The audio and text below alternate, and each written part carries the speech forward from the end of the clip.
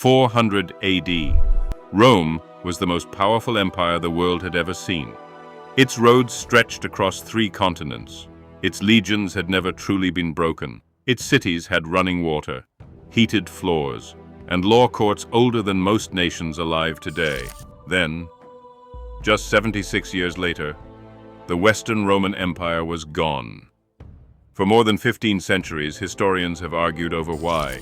Barbarians, plague, corrupt emperors, economic collapse. But the truth is more complicated. Rome wasn't destroyed in a single invasion.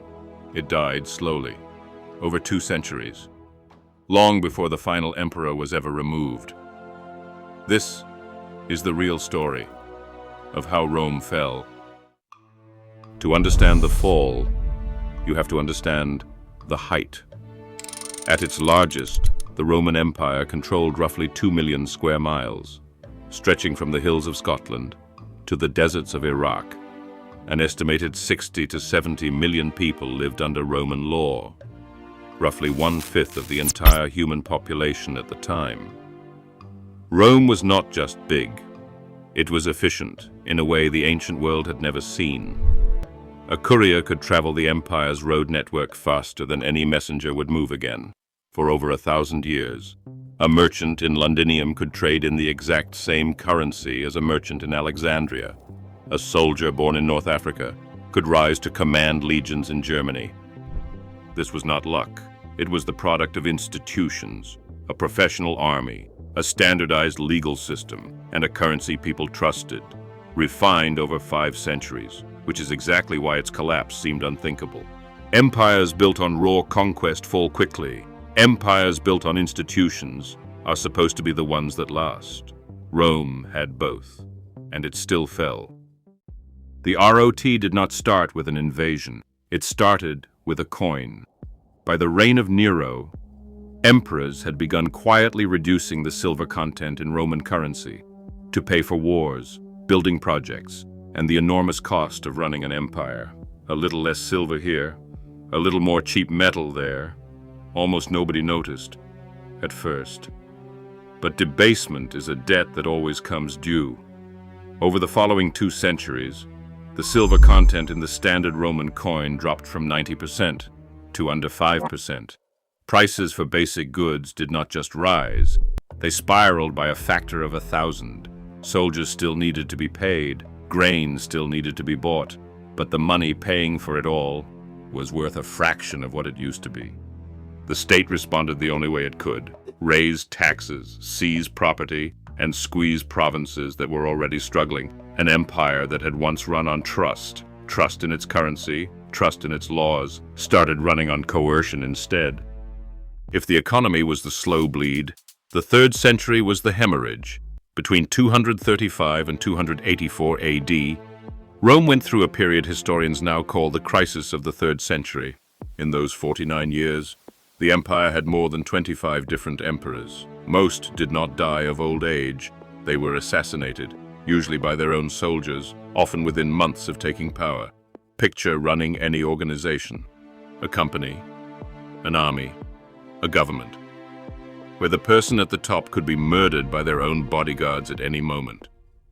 And usually was. Long-term planning becomes impossible. Loyalty becomes transactional. Governors and generals started asking a very dangerous question: why serve Rome when Rome cannot even protect its own emperor? Some of them stopped asking and started acting. Regional breakaway states split off entirely, ruled by generals who decided Rome's chain of command was no longer worth trusting. The empire that emerged from this crisis in 284 AD was patched back together, but it was never the same. To make it governable again, the Emperor Diocletian split it into 2 halves, an Eastern Empire and a Western Empire. That split would prove to be one of the most consequential decisions in Roman history. For most of Rome's history, its legions were its greatest strength: disciplined, loyal, distinctly Roman. By the 4th and 5th centuries, that had quietly changed. The professional legions were expensive and difficult to replace, especially with a strained treasury and a declining population. So, The empire did what struggling states have done throughout history. It started outsourcing its defense. Increasingly, Rome relied on allied mercenary forces, recruited from the very Germanic tribes it had once fought.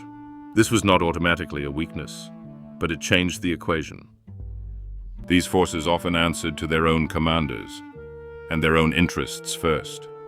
Their loyalty to Rome was a contract, not an identity. That contract broke in 410 AD, when a former Roman military commander named Alaric, a Visigoth who had once fought for Rome, and had been repeatedly denied the payment, land, and recognition his forces were promised, marched on the city of Rome itself, and sacked it. It was the first time in nearly 800 years that a foreign force had breached the city.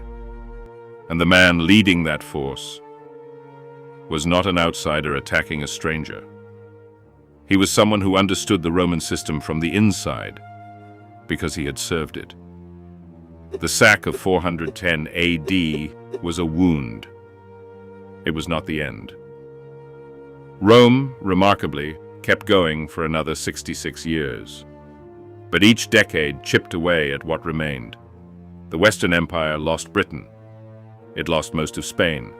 It lost North Africa, its most important grain supply, to the Vandals. By the mid-400s AD, the Roman army defending Italy was largely made up of Germanic soldiers, commanded by Germanic generals, technically fighting in Rome's name.